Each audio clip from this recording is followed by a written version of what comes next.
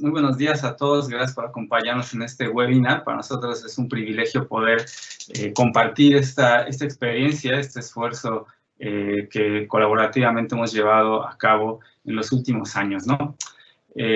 Vamos a hacer una presentación del proyecto. Vamos a compartirles la pantalla de la presentación. Vamos a ver un poquito de lo que trata esto de taller de arquitectura ciudadana.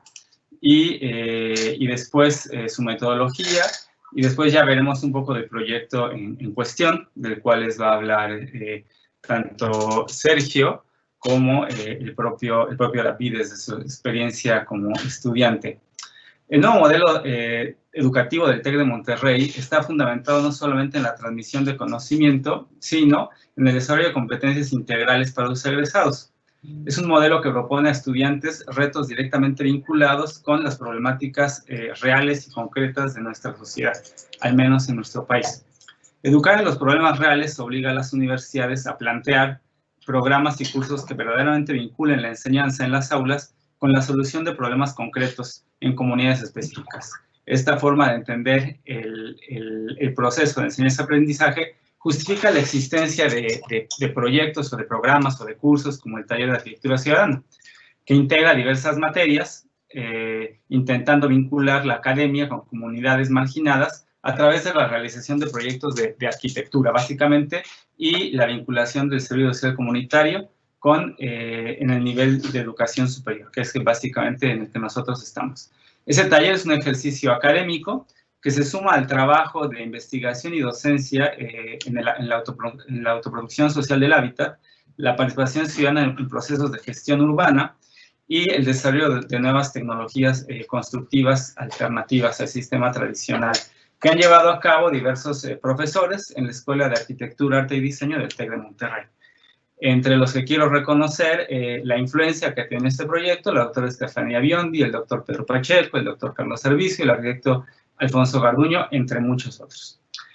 El TAC es una iniciativa de participación ciudadana que desde la academia reflexiona, analiza la complejidad de la ciudad contemporánea para generar a partir de esta reflexión, de esta propuesta crítica, proyectos de microinserción a escala urbana y arquitectónica en beneficio de grupos vulnerables o comunidades de escasos recursos en barrios y colonias de nuestras ciudades. Estos proyectos se realizan a partir de un modelo de colaboración conjunta entre la academia, por supuesto, la sociedad civil organizada, las ONGs, instituciones públicas y la iniciativa privada. Estos proyectos, su objetivo fundamental es mejorar la calidad de vida, por supuesto, de colonias, como decía, marginadas o en situación de vulnerabilidad en el medio urbano o rural a partir de la construcción de equipamientos educativos, culturales, de salud y de recreación que promuevan el desarrollo social y el bienestar integral de las personas que ahí los habitan. Las propuestas emanadas del taller pretenden conectar a las personas con el lugar en donde habitan, con sus vecinos, creando espacios de colaboración y entre las personas que hacen que estos territorios desprovistos de equipamientos sean mucho más competitivos. El taller comprende una estructura académica que pretende ser muy integral, incluye un taller de proyectos, en donde los estudiantes continúan desarrollando sus habilidades de composición arquitectónica, un taller de construcción multidisciplinario eminentemente práctico, en el que se revisa a profundidad el contenido de los diferentes documentos, es decir, los planos, dibujos, etcétera, que son necesarios constructivamente, viables estructuralmente y necesarios legalmente para poder llevar a cabo una edificación en la República Mexicana. Ambos talleres están acompañados de una intensa y avanzada capacitación en el uso de herramientas tecnológicas, en este caso de Graphisoft y de Archicad específicamente, para el desarrollo de modelos BIM que permitan a los estudiantes y a nosotros como profesores trabajar colaborativamente en un solo proyecto y, lo más importante, en un solo archivo digital. Es importante señalar que durante el presente periodo académico que estamos concluyendo, el uso de BIM Cloud ha hecho posible o hizo posible que pudiéramos continuar trabajando con el proyecto que estamos desarrollando en este periodo académico, ¿no? Bueno, vamos a hablar un poquito de la metodología del taller. Básicamente, esta metodología ha sido construida, pues, aprendiendo en más ocasiones de los fracasos, de los aciertos, pero básicamente comprende siete pasos. Uno que tiene que ver con el contexto, que denominamos contexto, en el que básicamente nos enteramos y analizamos las problemáticas de las comunidades o de las colonias o de los grupos con los que tenemos que trabajar, o con los que tenemos más bien oportunidad de trabajar. La comunidad, que es justamente acercarnos a ellos de una manera muy directa, de una manera muy didáctica también, para entenderla de primera mano cuáles son sus necesidades y, muy importante, sus aspiraciones. Algo que denominamos codiseño, que es una metodología muy padre que nos permite, a través de una serie de técnicas, conocer, digamos, estas intenciones ya particularmente vinculadas o relacionadas con los temas proyectuales, espaciales de la comunidad. Después viene la parte de desarrollo, que es la parte, vamos a decirlo así, de gabinete, la que generalmente desarrollan los talleres de arquitectura, en donde se desarrollan diferentes propuestas arquitectónicas, maquetas, planos, presentaciones digitales, modelos, y justamente aquí es donde, en esta parte de la metodología, es donde ha entrado particularmente muy bien el uso del Archicad y del BIM. Después hay una parte de fondeo, en el que los estudiantes tienen que, de alguna manera, participar en el fondeo de los proyectos. Después la construcción, que tiene que ver con la prefabricación en sitio. Todos los proyectos tienen esa peculiaridad que deben de ser prefabricados en el taller, en la academia, en la escuela, y después llevados a construcción en sitio en pocos días, ¿no? Y finalmente tratamos de darle continuidad a los proyectos, enterarnos de qué es lo que pasa en el futuro. Ahora le voy a hacer la palabra a Azu para que con imágenes relate un poquito más de esta metodología. Bueno, a continuación, como ya mencionó Mundo, vamos a ver con imágenes de distintos proyectos en los que hemos estado trabajando ilustrada esta metodología. Si bien mencionó hace rato Mundo, son 7 pasos, pero no necesariamente son lineales. En realidad, la mayoría de las ocasiones son pasos que vamos trabajando de una manera paralela o vamos de un paso a otro, dependiendo mucho de cómo estemos llevando el proceso de diseño y de vinculación con los distintos actores involucrados y, por supuesto, con la comunidad. Entonces, como veíamos, aquí estamos viendo el tema del contexto, este primer acercamiento que los estudiantes tienen con el sitio, y por el sitio no nos referimos solo al predio de inserción en el que vamos a estar trabajando, sino más bien todo este contexto físico que lo rodea, ¿no? Las realidades, la vivienda, el equipamiento, temas de clima, de territorio.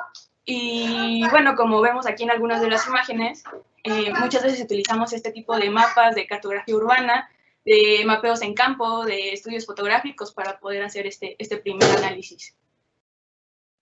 Por supuesto, no solamente influye el tema de contexto físico, sino también el contexto social, a esto que nosotros le llamamos comunidad.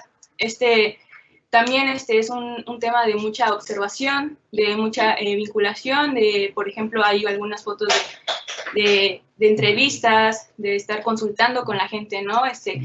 ¿Qué personas habitan en el sitio? ¿Cuáles son sus dinámicas con el espacio? ¿Cuáles son los usos horarios en los que usa el espacio público, ¿no? Todos estos temas lo vamos viendo en este paso.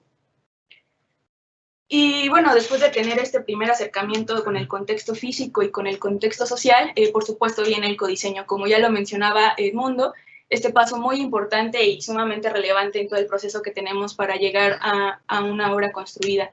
Esta vinculación, esta conversación que debe de haber entre los distintos actores, los estudiantes, actores de la sociedad civil, a veces gobierno, con la comunidad, que son realmente los que están habitando ese espacio.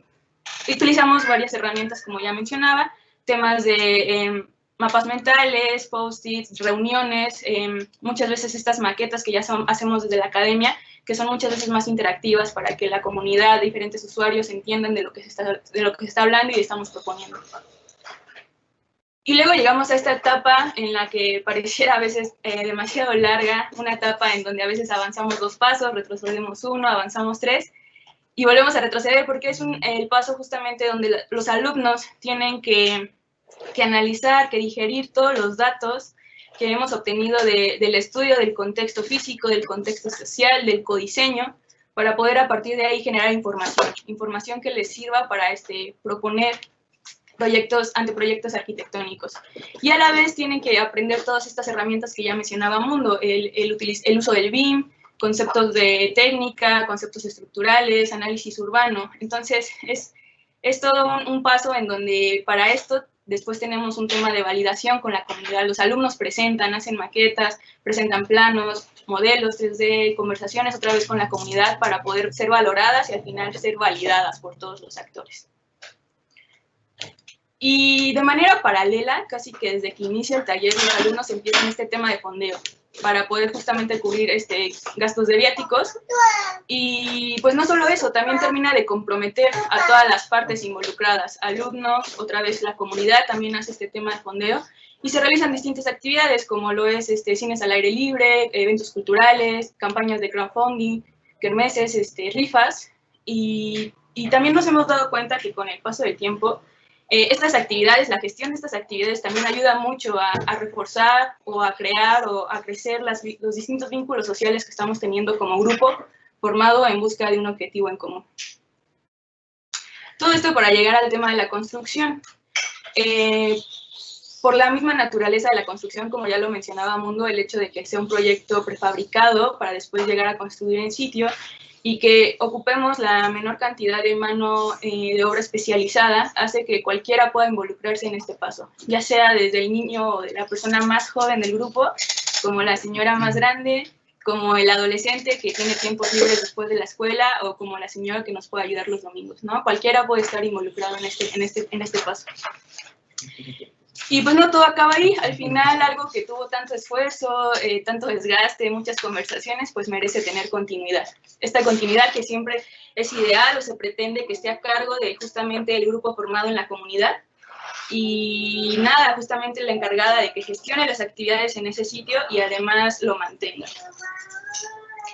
Y bueno, a continuación les vamos a mostrar algunos proyectos que hemos trabajado en el taller ya desde el 2012. Pues como nosotros somos de Querétaro, empezamos teniendo estas diferentes inserciones en el espacio en comunidades de Querétaro donde vivimos, y después fuimos también ya pudiendo hacer otro tipo de cosas en ciudades como Monterrey, como Jojutla a partir del sismo, Ciudad de México y una pequeña intervención ahí en Cali, Colombia. Bueno, pues esto es el Centro Comunitario La Esperanza, esto es aquí en Querétaro, y como decía Azu, el hecho de poder movernos de ciudad también ha implicado retos, pero que finalmente creo que hacen que los procesos de diseño tengan que contemplar esos movimientos, y eso hace que, insisto, el proceso de diseño sea más rico. Este en particular es un proyecto desarrollado por la Escuela de Arquitectura y Diseño del TEC de Monterrey, Campus Querétaro, en el que tuvimos la oportunidad de participar nosotros tres como colaboradores. Es un proyecto en el que participaron muchos más profesores, entre ellos Carlos Cobreros, Efraín y otro profesor que se llama Alba, y 27 alumnos. Fue en el marco de la competencia del Solar Decathlon en Latinoamérica en el 2015. Es una casa edificada en 10 días y 10 noches, alimentada solamente con la energía del sol. Es un proyecto también aquí en Querétaro, es un proyecto muy sencillo, una cubierta para una escuela pública. Necesitaban en este sitio una sombra para que los niños de los dos turnos, en matinal y vespertino, tuvieran un lugar más digno para comer su lunch y tener algunas actividades al aire libre. Este es un ejercicio básicamente de urbanismo táctico en la Colonia Real de Palmas, en el área metropolitana o en los límites del área metropolitana de Monterrey, en el que básicamente, pues como vemos, pues de lo que trata estos pequeños ejercicios es de juntar a la gente, de hacer que la gente, en este caso los niños, los adolescentes, salgan, se apropien de los espacios y los intervengan a su manera y tomen una identidad y una apropiación muy diferente hacia su territorio, ¿no? Es una pequeña intervención en un espacio residual, en un condominio, también aquí en la ciudad de Querétaro.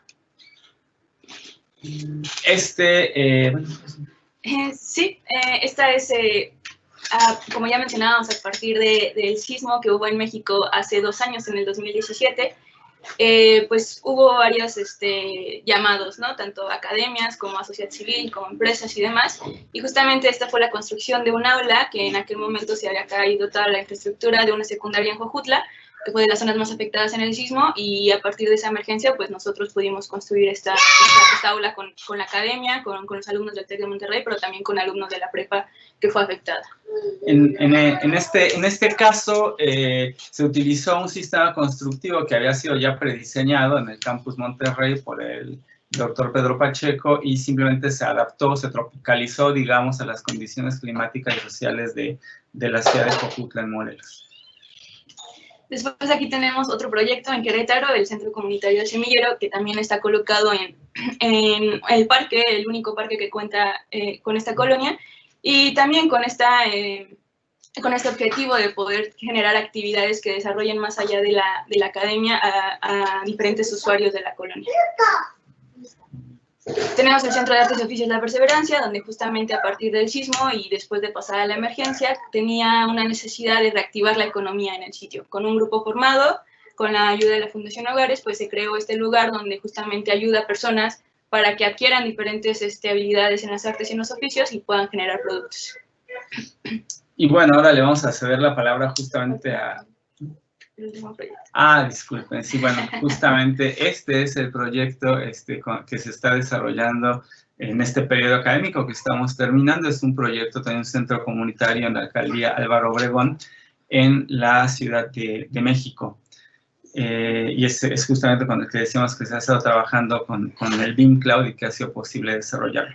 Y ahora sí le vamos a hacer la palabra a David, quien fue Project Manager del proyecto de La Perseverancia, para que les explique el proyecto y desde su visión como alumno, como estudiante, nos comparta su experiencia. Gracias, David. Hola, ¿qué tal? Bueno, yo soy David Navarro y estuve involucrado en el taller de Arquitectura Ciudadana durante mi 6º semestre de la carrera de mis estudios. Y en este tiempo estuvimos desarrollando el taller de Artes y Oficios La Perseverancia, que ahora hablaremos un poco más en específico de este proyecto. Pues como mencionaban los arquitectos, este proyecto se encuentra en la localidad de Jojutla, que está cerca de la Ciudad de México, aproximadamente a unas 2 horas. Y el proyecto surge como respuesta al sismo del 19 de septiembre del 2017, ya que Jojutla fue uno de los lugares más afectados del país, y debido a este evento llega una fundación a trabajar a esta localidad y empieza a formar grupos de oficios para generar empleos en la zona. Sin embargo, estos grupos no tenían un espacio donde laborar, donde trabajar, y ahí es donde se invita al TAC a participar junto con la comunidad a diseñar este espacio. Y lo que estamos viendo ahora en pantalla es una vista aérea del espacio que se nos dio, que fue asignado.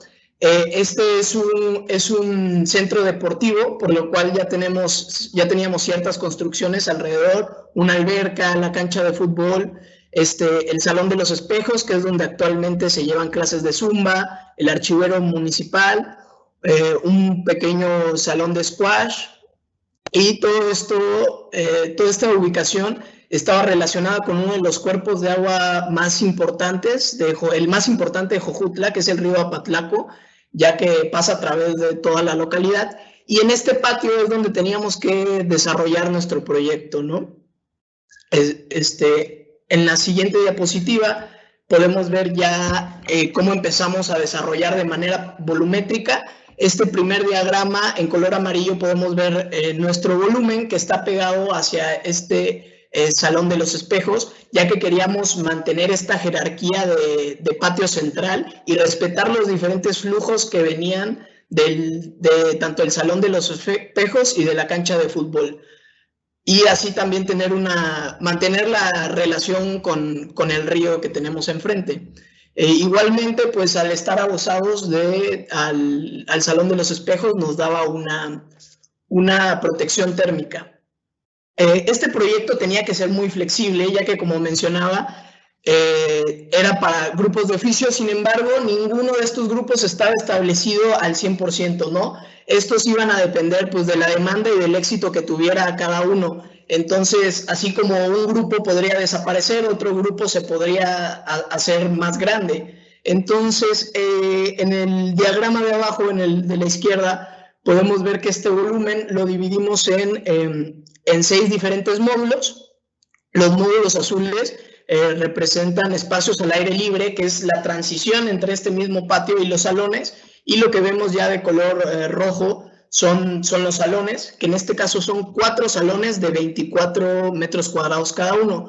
Pero era importante generar esta flexibilidad. Entonces ya en el segundo diagrama vemos cómo estos salones se pueden unir, ¿no? Acá combinamos el salón de en medio y ya formamos un salón de 48 metros cuadrados y quedan otros 2 salones pequeños. Y en el último diagrama ya vemos cómo se forman 2 salones grandes de 48 metros cuadrados. Y en la siguiente diapositiva podemos ver también cómo sería este programa flexible, ¿no? Obviamente habían salones que sí tenían un programa fijo, debido a que habían grupos de pastelería, repostería. En este caso, en el salón de la parte superior izquierda, podemos ver que ahí se encuentra la cocina y vemos cómo funcionarían estos cambios. Por ejemplo, en el primero la cocina se hace de mayor tamaño y se mantienen en los otros 2 salones pequeños, mientras en uno se hace costura y en otro se hace algún tipo de capacitación. Y ya en el último diagrama vemos cómo el salón intermedio se hace de mayor tamaño y la cocina se mantiene de uno más pequeño, y todo esto como respuesta de cómo iban evolucionando estos grupos de oficios. Y ya también es importante mencionar acerca del análisis bioclimático, ya que Jojutla tiene un clima muy caluroso. De hecho, cuando estuvimos trabajando llegamos hasta los 44 grados de temperatura. Entonces, era muy importante tener en cuenta la incidencia solar que íbamos a tener en el volumen. Aquí, por ejemplo, en la fachada oeste, que daba hacia el oeste, desarrollamos una envolvente sólida combinada de paneles de carrizo para que estuviera bien ventilada, pero se evitara el sol de la tarde, ¿no? Y ya en la fachada sur desarrollamos un envolvente permeable, que era un muro hecho con escombros que todavía estaban en las calles desde el sismo. Entonces, que nos permitía ventilar todo el área y también darle un valor simbólico, ¿no? Ya más adelante en el BIM veremos más a detalle estos muros, y ahora le cedo la palabra al arquitecto Sergio, que fue nuestro asesor durante todo el proceso, nuestro maestro también de ArchiCAD.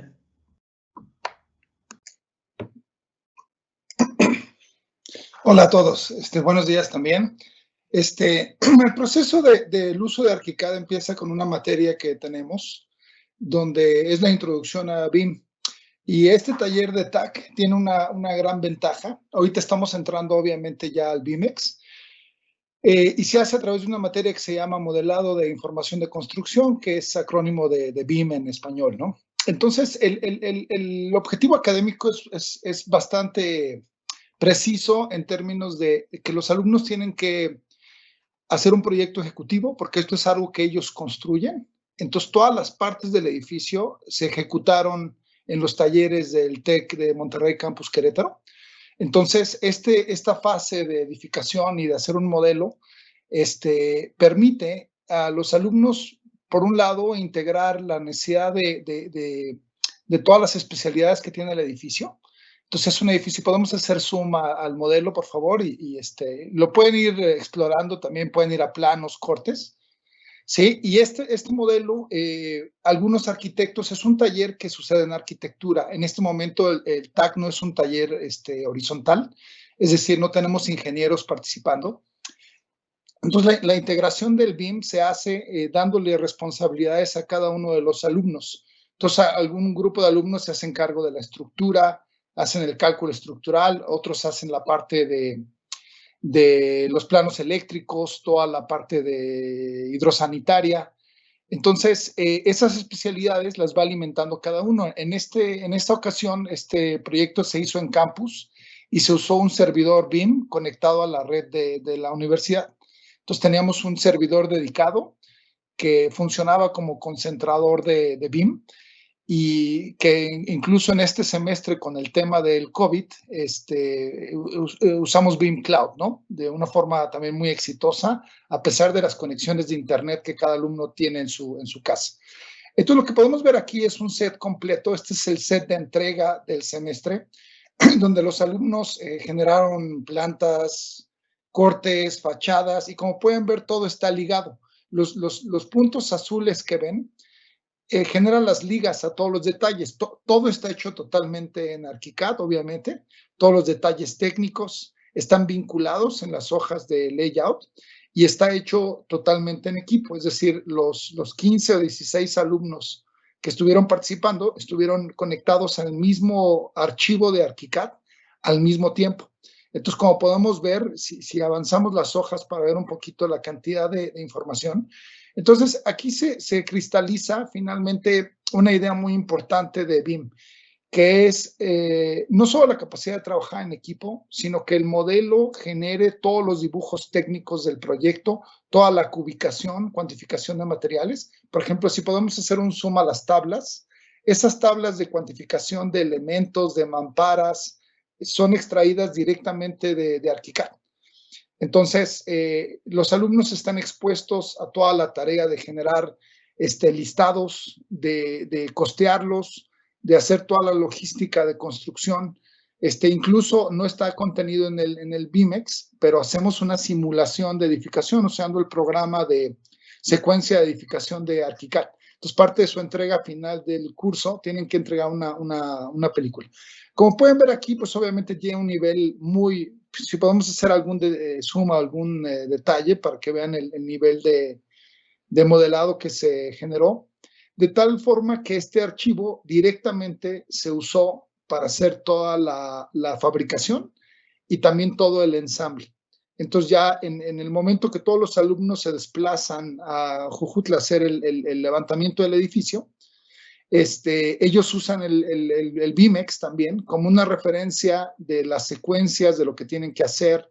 Entonces, finalmente, mi comentario en términos de objetivos académicos, pues es por un lado generar jerarquías en el grupo, entender que un proyecto de BIMEX, de BIM, requiere líderes. Entonces, requiere alguien que organiza la información, alguien que adjunta responsabilidades de ciertas cosas que hay que acabar y alguien que integra toda esa información en este proyecto final. Entonces, no solo refinan la parte de modelado y representación gráfica, porque es también un lugar donde aseguramos que la representación gráfica del alumno sea correcta, ¿no? Que los planos técnicos sean claros, el modelo sea asociado al 100%. Obviamente hay detalles en estas hojas que son 2D, pero por ejemplo esta carpintería sale del modelo 3D. Entonces, se hace una combinación de detalles que existen en 2D en el mercado y simplemente se adjuntan a las hojas y se referencian a los detalles, ¿no? Entonces, no todo se tiene que hacer en 3D. Ese es uno de los típicos errores de la intención. Incluso en estos talleres los alumnos aprenden a no sobremodelar. Como pueden ver, es un set de muchísimos planos. Yo creo que son más de 50 planos. Hay modelos incorporados independientes. Por ejemplo, si podemos abrir el modelo estructural, ahí es una revisión un poquito pues básicamente de la integración de todos los elementos estructurales y todo tiene información. Entonces, si yo tomo cualquier elemento, una columna, y me voy a la información de esa columna, me va a confirmar lo que es, me va a confirmar su altura. Y pues hay cosas que se van aprendiendo sobre el proceso, ¿no? Es un taller que nos permite que un alumno no solo se vuelva un constructor, sino también un integrador de BIM de alto nivel, dado que en este caso su entrega es muy sólida y superior, incluso me atrevería a decir que la gran mayoría de los despachos en el mundo usando BIM, que muchas veces separan la revisión del modelo con la integración completa de los dibujos técnicos, ¿no? También aquí, si regreso a una planta arquitectónica, pues está vinculada al modelo estructural. Entonces, en cualquier momento puedo estar brincando entre la planta y la información que tengo en el proyecto, ¿no? Aquí finalmente también usamos el módulo de MEP. Entonces hubo un grupo de alumnos que usaron el módulo de MEP. Podemos abrir exacto. Hicieron toda la tubería de distribución de cargas y toda la parte de toda la infraestructura hidrosanitaria, que también fue modelada en 3D. Entonces alguien se hizo a cargo de hacer ese modelo de todo el sistema mecánico hidráulico, y finalmente lo integran al modelo, ¿no? También cubicado e integrado totalmente con planos técnicos. Entonces, al final, es un taller que realmente permite a los alumnos entender lo que es BIM. No tenemos colaboradores externos, que sería el siguiente paso. Digamos, tener a alguien que haga a través de IFC, tener conexiones con programas estructurales. Sin embargo, al ser un proyecto donde los alumnos se hacen cargo de todo, pues todos los cálculos, todo el modelado es hecho exclusivamente por los alumnos que son parte del taller, ¿no? Entonces, de esa forma aprenden también de estructuras, aprenden de representación gráfica, y al final, muy importante, es un proyecto que se edificó. Ahorita van a ver ya la secuencia final, y el alumno se vuelve también un constructor y digamos que pues se vuelve responsable de ese dibujo técnico que realizó, que se pueda fabricar, y en la hora de que se ensamble de forma correcta, porque además hay muy pocos días para levantar el edificio, y la fabricación de las piezas tiene que ser increíblemente preciso para un edificio ensamblado, todo coincida perfectamente y no tenga que hacer ajustes donde no hay maquinaria y las condiciones de fabricación son subóptimas, ¿no? Entonces, al final hay un uso integral de ArchiCAD en toda la secuencia. Y hemos tenido otros casos, por ejemplo, con Tecla, donde hay modelado en otro de los proyectos del TAC, hacemos coordinaciones con software BIM. En este caso, todo el proyecto se hizo dentro de ArchiCAD, similar al que estamos desarrollando actualmente en este semestre, ¿no? Y bueno, eso sería todos mis comentarios de mi parte. Y nos quedamos para la sesión de preguntas, si alguien tiene alguna pregunta que hacer. Gracias. Bueno, para complementar un poco todo lo que dijo el arquitecto Sergio, un poco con la parte de los estudiantes, pues realmente fue un reto, ya que durante la universidad pues, siempre estamos trabajando en equipo, pero con 3, a lo mucho 4 personas, y esta vez éramos 13 personas para desarrollar este proyecto. Afortunadamente, pues teníamos el servidor, estábamos conectados al servidor, entonces todos podíamos trabajar al mismo tiempo en el modelo, y eso nos sirvió para que todos nos involucráramos en toda esta parte de desarrollo, de planos ejecutivos. Y a pesar de que nos dividimos, como mencionaba el arquitecto, en diferentes roles, habían personas que estaban en el área de estructura, otros que desarrollaban cómo iba a ser la techumbre, la envolvente. Por ejemplo, yo estaba en el arquitectónico junto con una compañera, y también organizando y cumpliendo el rol de BIM Manager, ¿no? Entonces, era muy importante también que todas estas diferentes áreas estuvieran bien comunicadas, ya que cualquier cambio que se hiciera en la estructura, pues obviamente iba a perjudicar en la techumbre. Entonces, la comunicación fue primordial. Y también otro reto para nosotros es que éramos alumnos de 5º, 6º semestre, y era nuestro primer taller constructivo. Entonces, llegar a este nivel de detalle que pudimos ver como en la cimentación o en la estructura, ameritó una gran investigación de parte de nosotros, ya que teníamos que darle un entendimiento a fondo y a profundidad de cada cosa que modelábamos, ¿no? Porque además de que nosotros lo íbamos a dibujar, nosotros también lo íbamos a prefabricar o construir. Entonces, ese de verdad fue un reto, y como mencionaba Azu, una de las partes más largas del desarrollo de este centro, pero lo logramos. Y creo que esa parte también es de las más importantes, que todos logramos este entendimiento de lo que estábamos dibujando y construyendo. Además de que pues surgen ciertas dificultades que fuimos arreglando con una buena organización. Tuvimos que definir ciertas cosas desde el principio, como qué plumillas íbamos a utilizar, cuántas capas se iban a abrir y para qué cosa, cómo iba a ser todo este formato de layout para unificar todo lo que se iba generando del BIM, ya que pues, al ser estudiantes todos tenemos diferente nivel en el programa y también diferentes hábitos.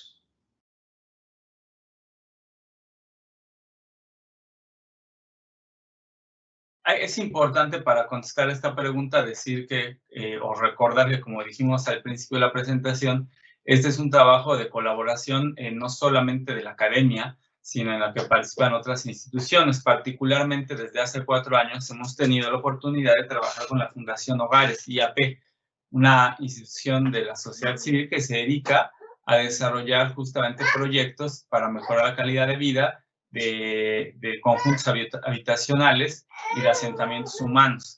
Entonces, de alguna suerte, esta colaboración conjunta nos va dando ciertas directrices de los sitios en donde ellos van trabajando, porque es muy importante decir que nosotros llegamos a trabajar con la infraestructura física, con el espacio, pero trabajamos sobre digamos, un campo ya preparado que tiene que ver con el trabajo social que esta fundación, a través de sus promotores y su gerencia de desarrollo comunitario, va previamente trabajando con las comunidades. Entonces, digamos que ellos van antes de nosotros y nosotros llegamos después, vamos a decirlo así, casi como pues a cosechar mucho del trabajo que ellos ya han hecho, ¿no? Entonces, esta colaboración conjunta es la que nos va indicando a dónde vamos a trabajar. Específicamente, así ha sido en el tema de Jojutla, en la colonia de La Loma, aquí en Querétaro, y con el proyecto que estamos desarrollando en la alcaldía Álvaro Obregón.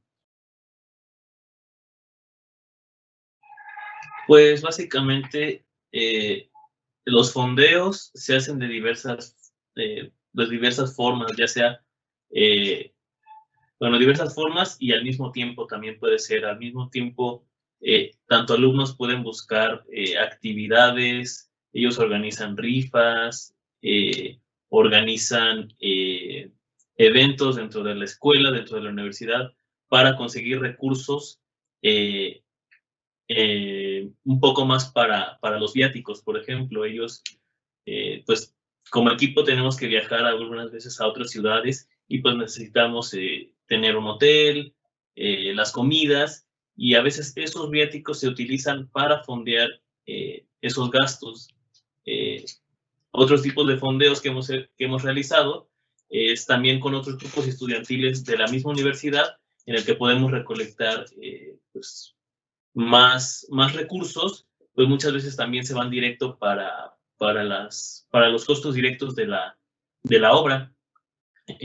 En el caso de los proyectos de Jojutla, también la Fundación Hogares tuvo mucha injerencia. Ellos básicamente juntaron dinero a través de diferentes instituciones, tanto internacionales como nacionales, privadas, que se dedicaban a fondear temas de reconstrucción. Entonces, de ahí surgió dinero. Otra parte surgió de un ejercicio que se hizo en la propia Escuela de Arquitectura de nuestro campus, en el que alumnos y profesores recaudaron cierta cantidad de dinero. Entonces, digamos, siempre se tiene que hacer un trabajo entre los alumnos y, por otro lado, a través de otras organizaciones que complementan los fondos. Y también, como veíamos hace rato, creo que también estas actividades de fondeo tienen que también ser muy estratégicas, o al menos así lo hemos notado, mientras que los alumnos hacen sus distintas actividades para sentirse todavía más comprometidos con el tema del proyecto.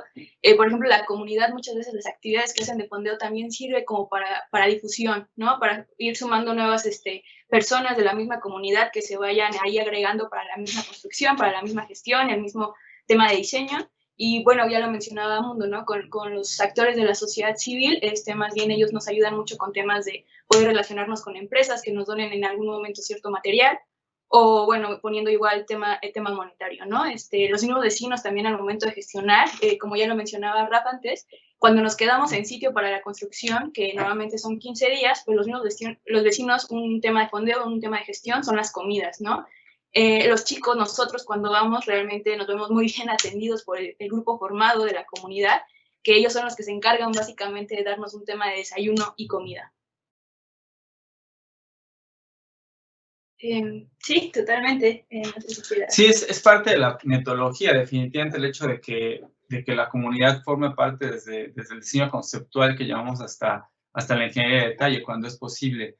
Es algo en lo que creemos y que consideramos que es fundamental para que la gente se apropie de los espacios, que realmente tenga poder de decisión en todo el proceso, ¿no? Entonces, se han desarrollado diferentes metodologías para poder que la información que se capta de la comunidad se puede utilizar en la propuesta arquitectónica. No es un tema sencillo, definitivamente en nuestro país todavía pues estamos, yo diría que empezando a desarrollar estas técnicas. En otros países hay mucho más experiencia, pero es algo en lo que queremos seguir investigando y desarrollando y equivocándonos para cada vez hacer que nuestros proyectos sean más cercanos a la voluntad de sus usuarios finales.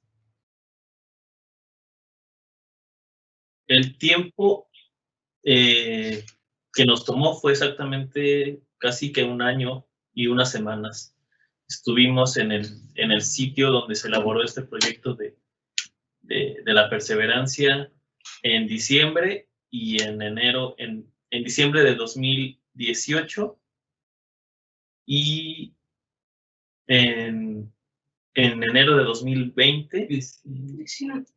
Sí, del 20, estábamos en enero, ya estábamos terminando la obra, entonces fue 1 año y 1 mes, más o menos.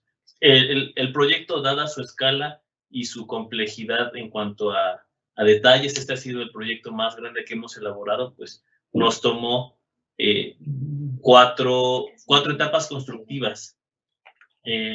Una en mayo, una primera en mayo, siguiendo fue en julio, después en octubre y la última en enero. Este fue el proyecto más ambicioso que hemos tenido. Sí, es muy importante justo como tener también en cuenta estos tiempos, ¿no? Porque como lo vemos son ejercicios académicos, pero la verdad es que muchas veces el tiempo necesita extenderse, ¿no? Y eso es muy importante también por eso en todos los pasos, que los alumnos se sientan comprometidos para poder llegar hasta la instancia de la construcción. Como lo mencionaba hace rato, Rafa, fue un tiempo más extenso de lo que es un semestre, pero también obtienen grandes resultados, ¿no? En un país como México, donde hay un promedio del 4% de participación ciudadana en su contexto, en distintas decisiones, en este proyecto al final logramos tener casi 20.000 horas de servicio comunitario, de servicio social, entre la gente que participaba de la comunidad, entre los alumnos, entre voluntariado. Entonces es un proyecto en donde no solamente se ve reflejado con un tema tangible la construcción, sino también estas cosas que resultan ser siempre más intangibles, pero también muy importantes, ¿no? La participación de todos estos distintos actores que hubo para que esto sucediera.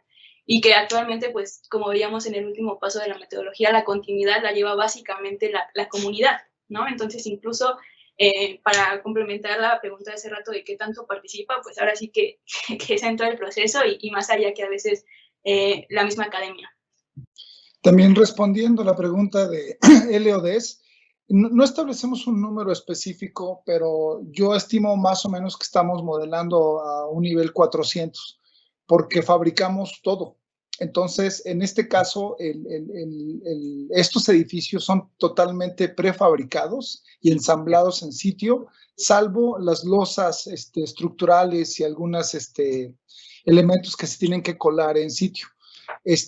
Todo el edificio que es fabricado en la universidad y llevado en un solo transporte para que los alumnos lo armen. Por eso también la arquitectura está muy basada en eso. Creo que de hecho nos faltaron algunas fotos del proyecto final. Sería bueno que la gente vea el nivel de... Entonces hay un taller muy bien puesto en el campus Querétaro donde hay unas herramientas adecuadas para fabricación de todo. Entonces el nivel de modelado yo diría que fácilmente es 400. Incluso lo excede en algunos casos porque también los alumnos están aprendiendo. Entonces muchas veces sobremodelan. A veces recientemente alguien me hizo un comentario en el último proyecto que algún alumno puso el jabón en el baño, ¿no? Entonces, ese es uno de los aprendizajes que tiene el taller. Entender que no todo tiene que imitar la realidad. El BIM es una manera de coordinar y tener toda la información posible para poder construir. En este caso, como los alumnos hacen la construcción, es más bien como una empresa de diseño y construcción de llave en mano. Entonces, pues los agujeros de las vigas y del metal y todo se tuvo que modelar con toda precisión. Entonces, el modelado, de hecho, es muy, muy preciso. Contiene en muchos de los elementos tuercas y elementos. Entonces, sí, yo diría que por lo menos es un nivel 400.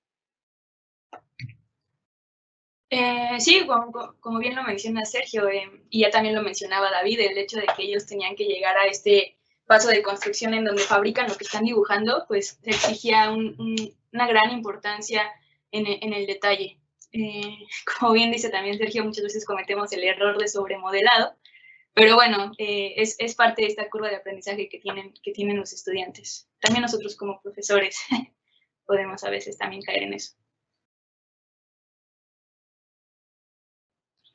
No, en este caso tenemos una materia que es cálculo energético, donde usamos desde herramientas de Andrew Marsh, Daylight Visualizer, hacemos render físico y usamos el sistema de CoDesigner, que es el módulo de cálculo energético y balance energético de ArchiCAD.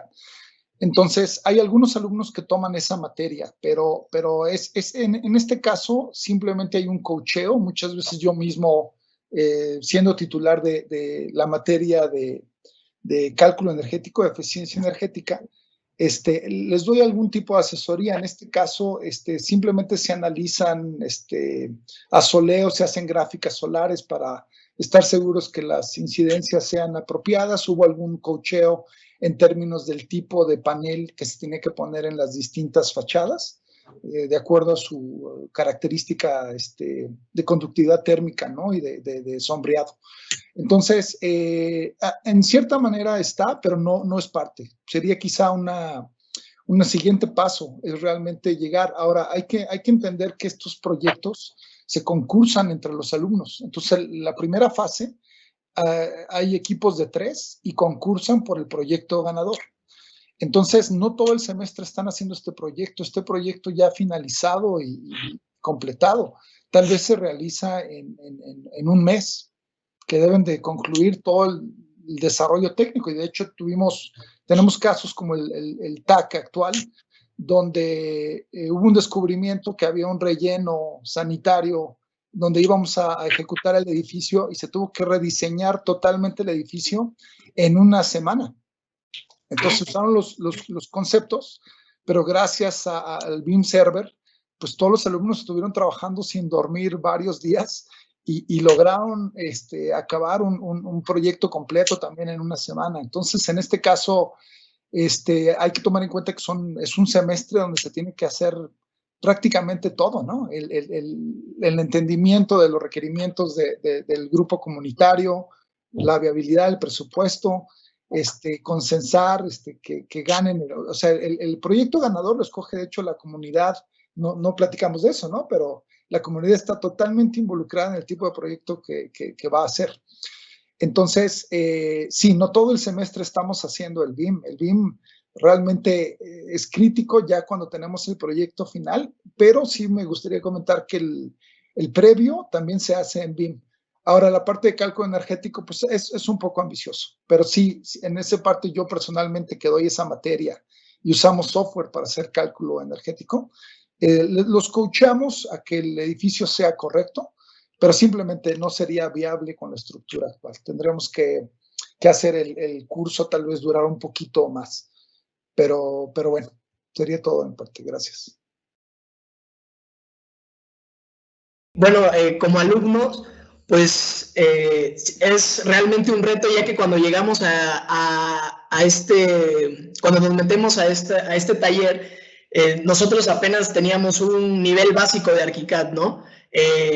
con este curso también entramos con el arquitecto Sergio a una clase ya más avanzada de ArchiCAD. Entonces, también es ir avanzando, es ir complementando entre lo constructivo, entre lo técnico, todas estas cosas que no sabíamos. Y como mencionabas, no teníamos idea de lo constructivo, tuvo que haber mucha investigación de nuestra parte.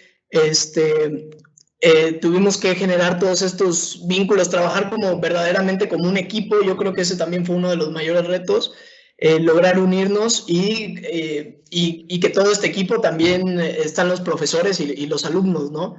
Yo creo que ese fue el mayor reto. Y bueno, de parte de los profesores, pues implica a veces mucho compromiso, ¿no? El estar muy cerca para justamente aconsejar en esas áreas donde los muchachos todavía, pues por su nivel académico en el que están, todavía no dominan algunos de los conceptos. Estamos tratando de que este curso pueda estar en los niveles más avanzados de la carrera.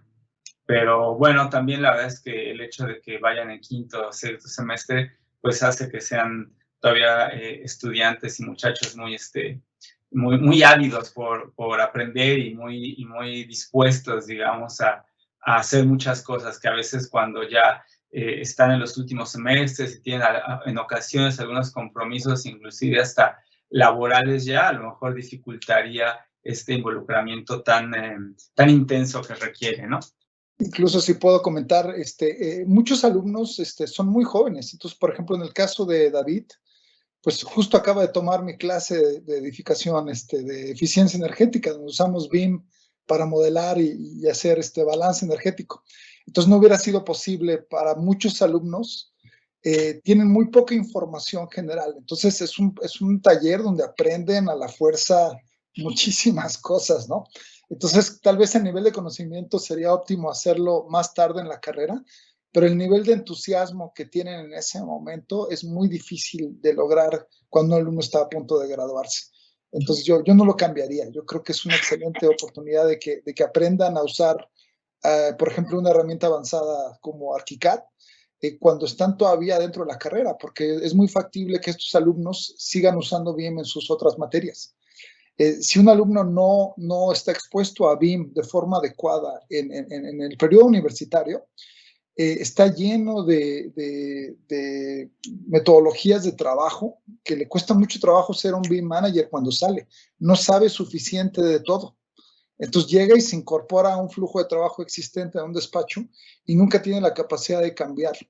Entonces este tipo de talleres hacen factible que el alumno pueda seguir usando BIM a lo largo de su carrera, pueda mejorarlo y en el momento que ya sale al mercado laboral tenga un mucho mejor conocimiento de lo que conlleva hacer un cambio, ¿no? Que es uno de los grandes retos que tratamos de resolver con este proyecto, que esta integración de BIM con un proyecto realmente construido, ¿no? Y por supuesto que ayuda muchísimo que el tema sea práctico, ¿no? Que apliquen las cosas que estamos viendo en clase, las apliquen inmediatamente en un proyecto construible, ¿no? Es decir, sí es verdad que les faltan varios conceptos por la edad que tienen y en el semestre que se encuentran, varios conceptos, tanto tema urbano como tema arquitectónico, como tema de construcción. Pero como todo eso realmente siempre tiene un fin, toda la información que vamos recabando, que vamos viendo, que vamos obteniendo, tiene el fin último de ser aplicado, pues los alumnos ahora sí que se ven totalmente obligados, como lo dice Sergio, a poder aprenderlo de una manera más rápida, porque tienen que estarlo viendo tangible, ¿no? Tenemos que estarlo viendo tangible para poder ser capaces de transmitirlo a la comunidad. Entonces, sí son muchísimos retos los que tienen los alumnos, los profesores, de poder aplicar de una manera más rápida el conocimiento, de una manera más real, pero el que sea práctico ayuda muchísimo. Además, creo que al final vale mucho la pena que se aprenda esta tecnología. Creo que muchas veces después de este semestre en el que se trabaja con el BIM y con el BIM Cloud y en Teamwork, pues los alumnos se adaptan muy fácilmente a trabajar. Al principio, las primeras semanas que empezamos a trabajar colaborativamente, pues cuesta mucho, la curva de aprendizaje es es tortuosa y nos cuesta a todos, ¿no?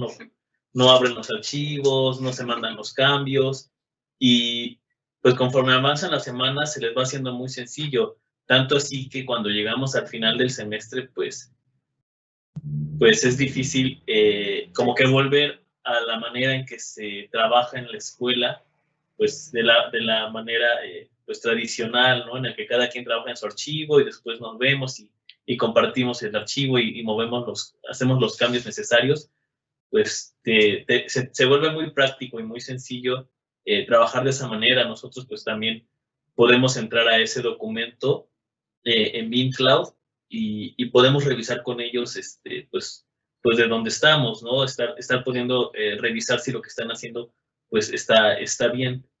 Y si no, pues dar algunos comentarios, pero esa modalidad de trabajo creo que sí ha ayudado mucho a que el taller pueda seguir desarrollándose y mejorando. Y con respecto a los alumnos, pues creo que al final se les hace muy fácil y ojalá que toda su carrera pudiera continuar así, ¿no? Que todas sus clases pudieran continuar en un trabajo colaborativo en el que pues las cosas fluyan mucho más rápido y se tienen mejores resultados.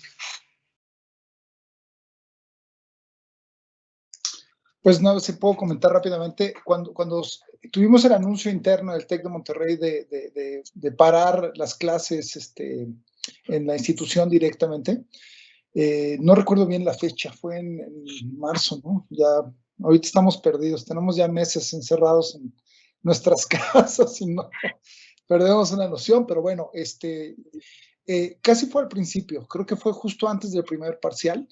Entonces ya teníamos el servidor puesto en la red interna del TEC. Sin embargo, justo cuando iban a empezar a colaborar en equipo, cuando empieza el concurso preliminar de los proyectos, nos mandaron a nuestras casas, obviamente para proteger a profesores y alumnos. Y bueno, ahí afortunadamente Graphisoft tenía una oferta de 60 días, que además nos han apoyado bastante aquí en Graphisoft México para resolver esta situación, y dimos de alta en el Beam Cloud, básicamente una cuenta que era a nombre de la universidad, y ahí de hecho comenzamos a tener 5 equipos. Bueno, había algunos alumnos más que no son parte de TAC que toman el taller, pero bueno, 7 equipos que empezaron a colaborar en equipo, y en general funciona muy, muy bien porque el Beam Cloud solo envía los cambios, no envía el archivo completo. Entonces, lo que hace es que la primera vez que te conectas tarda, ya una vez que tienes una copia local, lo único que está pasando es que hay una coordinación entre tu archivo local y el archivo del servidor. Entonces, Archicad nunca está enviando el archivo completo, porque un archivo de este tipo puede llegar a medir 500 gigabytes, por ejemplo, fácilmente. A veces hasta más. Entonces, si tuvieras que bajar y subir este archivo constantemente para cada cambio, sería imposible. Sin embargo, el Beam Cloud funciona de una manera que solo envía los cambios, y la verdad que tenemos alumnos que desgraciadamente tienen conexiones de internet muy, muy básicas. Incluso su voz se quiebra en conversaciones de Zoom, cosas, digamos, básicas, y aún así, con los problemas que tuvimos este semestre, logramos colaborar en equipo. También hay que comentar que el servidor siempre tiene que ser de una buena característica. En este taller de TAC, pues el equipo de David, todos nuestros alumnos, pues no fue libre de problemas. Es un proceso de aprendizaje, y a veces el sobremodelado hace que el abuso de operaciones sólidas, por ejemplo, o la falta de consolidación de operaciones sólidas, hace que el archivo sea muy lento, ¿no? Y a veces vas a un corte y está procesando muchas cosas que no debe de procesar. Entonces, eso es parte del aprendizaje. Obviamente, en el primer proyecto que hacen, pues tienen frustraciones de tiempos, pero al final se dan cuenta que te tienes que adaptar al equipo de cómputo que tú tienes. En la universidad tenemos buenos equipos de cómputo con procesadores Quad, 16 megabytes de RAM, pero ahorita, por ejemplo, en la pandemia, pues tenemos alumnos que tienen procesadores i5 con 8 gigabytes de RAM y con una conexión de internet fatal.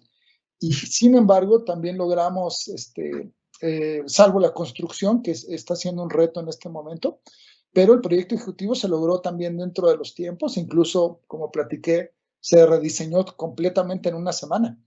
Entonces ya una vez con las prácticas que tenían, el hacer un nuevo proyecto rediseñado en una semana fue factible, fue una experiencia interesante, ¿no?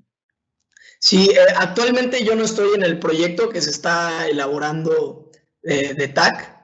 Únicamente estuve involucrado en este que fue el Centro de Artes y Oficios.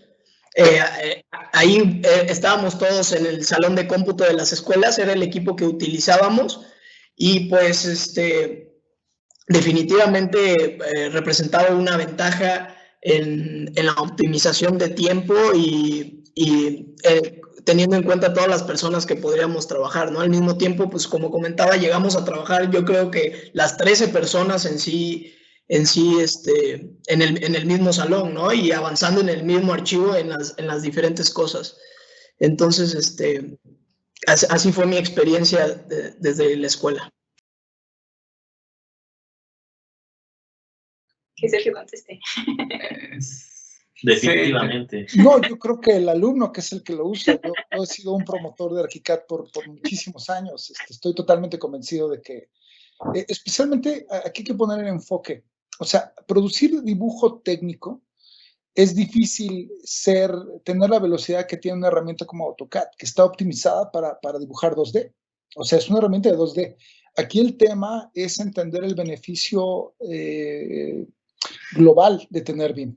Es decir, el poder tener un modelo que representa todas las características del edificio, por lo menos las relevantes, y que permita generar una vinculación. Entonces, los cortes, como vimos en el BIMEX, el corte es el modelo 3D. Entonces, hay una consecuencia de modelar que toma quizá más tiempo al principio, que nos da la posibilidad de generar una cantidad de información que nunca ningún programa, por más rápido que sea en dibujo 2D, podría equiparar. O sea, no hay una comparación.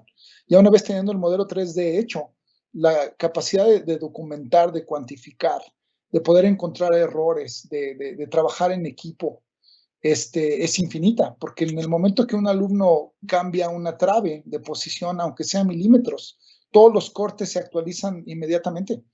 Entonces, no hay capacidad humana en dibujo 2D que pueda dibujar a esa velocidad.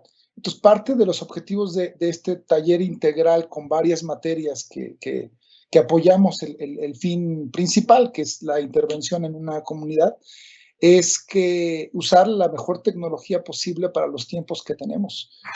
Y BIM en ese caso, y BIM en forma genérica, pues es la mejor herramienta. Usamos ArchiCAD porque es sumamente sencillo de usar, es muy amigable para un arquitecto y es muy, muy estable.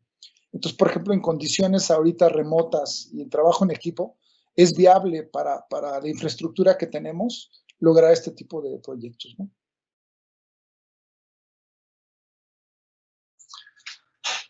Pues ese es el principal reto, Rubén, y gracias por la pregunta. Definitivamente, nuestros planteamientos siempre acaban siendo hipótesis que cada vez tratan de estar más corroboradas por la información que los propios usuarios finales nos dan, pero finalmente son hipótesis y justamente estas se prueban o se reprueban cuando los usuarios comienzan a tener la experiencia del proyecto y del edificio.